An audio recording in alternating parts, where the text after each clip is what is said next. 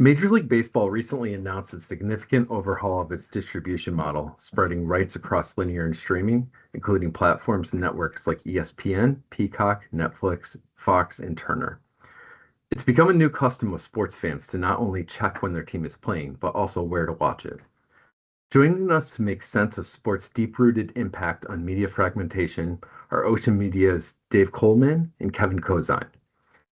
So when I talked with Stephanie and Michelle last month about the latest wave of streaming consolidation, we discussed that until sports were under fewer umbrellas, fragmentation would continue and keep snowballing. With the NBA rights deal a year ago and now the MLB shift, should we just get to the acceptance stage of media fragmentation? Dave, what do you think? Snowballing is such a good word for it. I like that because it is accelerating or at least continuing to get more and more fragmented. And I think that that only continues when I look at NBC's strategy of wanting to own Sunday night or Amazon's strategy of wanting to own Thursday, across the entire year. That just shows me they're trying to do that in one part to continue to have continue to mitigate churn. And so I think you're just going to get more and more streaming partners that are going to be looking for bite-sized bits of sports rights as opposed to wanting to own something entirely. So yeah, I think it definitely continues and is going to continue accelerating. What do you think, Kevin? I agree with you, Dave, completely. I think we're definitely at the acceptance stage, and we should be at the acceptance stage because it works. It's clearly working for everybody, so we know they're going to continue to do it. Netflix is an example. I think the strategy they've pursued when it comes to high-profile sports is actually really smart in that they're not necessarily going for bigger long-term, year-long deals. They've concentrated on specific tentpole events, which I think is a really smart strategy. Yeah. Dave, what challenges does fragmentation create for brands trying to deliver consistent messaging across linear, streaming, and teams that create their own networks? I think that for a brand, you have to figure out, what am I trying to own? Am I trying to own a particular night? Am I trying to own a particular sport? Because I think that's going to help dictate how you're going to approach a particular investment over a particular time period. Is like, how am I trying to like craft that? Because now that there is so much fragmentation, it's not like you can just go to one partner or a couple of partners and expect to be able to buy it the way you want to. You're going to actually have to think about the way you want to buy it and what you're trying to actually accomplish before you go figure out which partners are going to fit within that dynamic.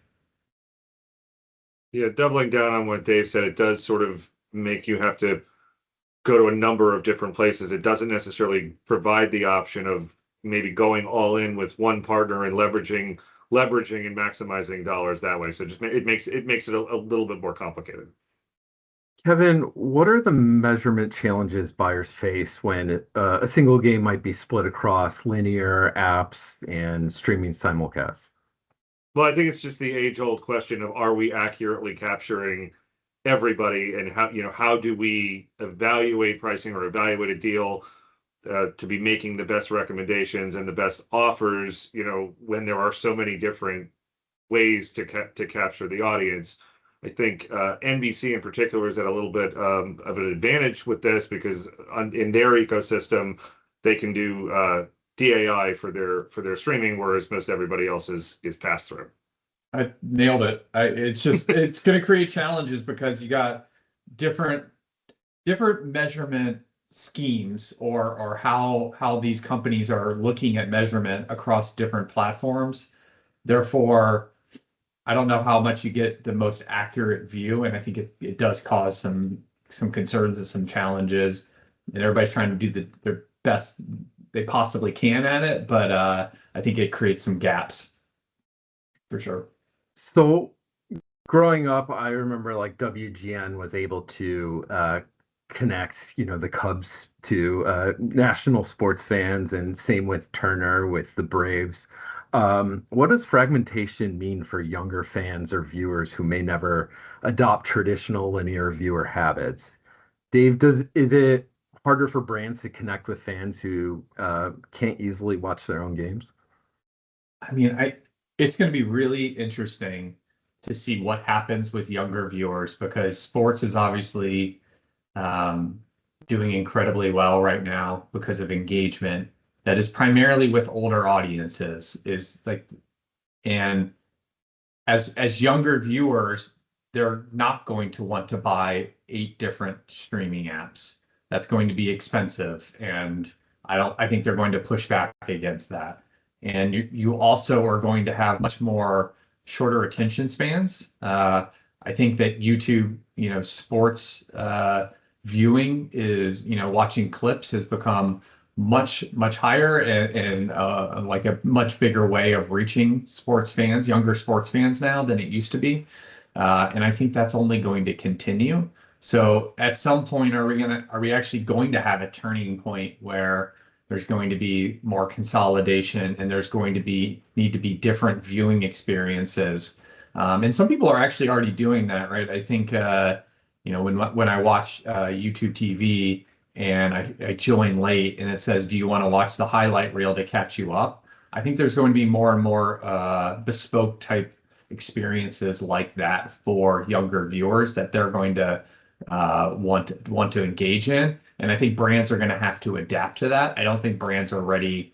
Most brands are not ready to like think in that dynamic or that type of an environment yet, where maybe the strategy actually starts more YouTube and catch ups as opposed to thinking about an entire season and what they would want to do across that many, MLB games, for instance.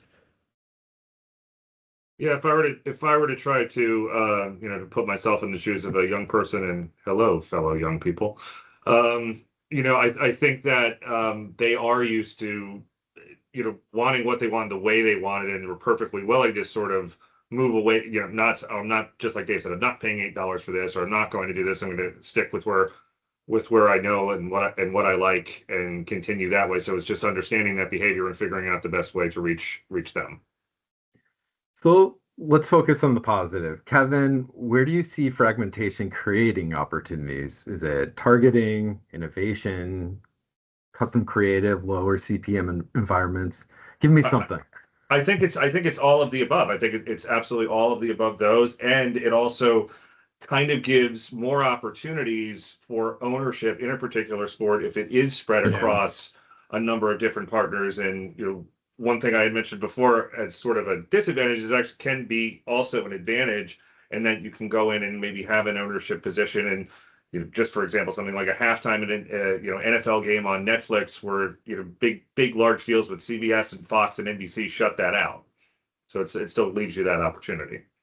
Yeah, previously, if you weren't a top 50 or maybe top 100 advertiser, there was no way you were going to be able to own sports, and in particular premium sports type content.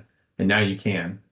You can go in and find somebody that is just offering up a package, but still an ownership position in that. And I think that's a big win. There is a big targeting aspect to it too, which I know we're going to talk about probably some more here in a little bit, but the targeting features are just getting better and better, and that's going to be a continuing trend that we see. Dave, how should media buying and brands prepare now for where sports viewing is headed next? Yeah, I think that media buyers traditionally have thought about sports as mass reach. And I think in lean in engagement, and those things are still true, but I think the targeting is the next piece to it, which is you don't have to go buy the entire country and think about the entire country the same way. You can split up your ads to have them serve different ads to different people. You can have in certain sports, and it's becoming more common, is that you can actually just target specific audiences. And I think that's going to offer up opportunities again for smaller advertisers, but then also for advertisers that are pretty smart with their data, smart with what they're doing from a first party perspective, and being able to plug that in so that they're able to reach the right audience with the right message, but in a very premium environment still. I think expect the unexpected and expect continued change. I think for years, sports was sort of the the constant, and it was what it was, and it did what it did, and it was, you know, stable and reliable. And I think because of that, now we've seen these changes in strategy, and streamers like Netflix and Amazon getting more aggressive. That's going to continue to happen. So it's not going to be as stable. There is going to be these constant changing of rights and this, you know, constant changing of platforms, and it's just something we're going to have to expect. So big sports here coming up, Olympics, World Cup. Can you both give me a prediction for 2026? Start with Kevin. Well, I don't know if it's a bold prediction, but I think that the NFL is going to renegotiate the broadcast rights early. The current opt-out period is for 2029 and 2030, but the NFL has, with the consent of the broadcast partners, has the right to renegotiate that early, and I absolutely think they're going to seek that consent, get it, and we're going to see a disruption in what has been legacy space. That is my probably not bold prediction, but prediction nonetheless.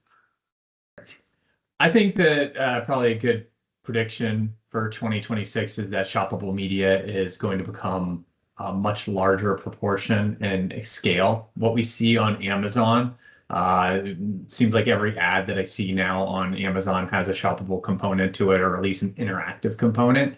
And I think that's going to continue on Amazon, but then also onto other platforms as well. I think we'll see more companies come together, either with Amazon or with a Walmart, where they offer up more and more of those types of opportunities. Target will probably get into the game as well, but that'll be a big thing that we see in 2026. Great. Dave, Kevin, thank you, and thank you all for watching. To learn more about advertising trends, brand strategy, and media investment, visit oceanmediainc.com for all the latest news and insights.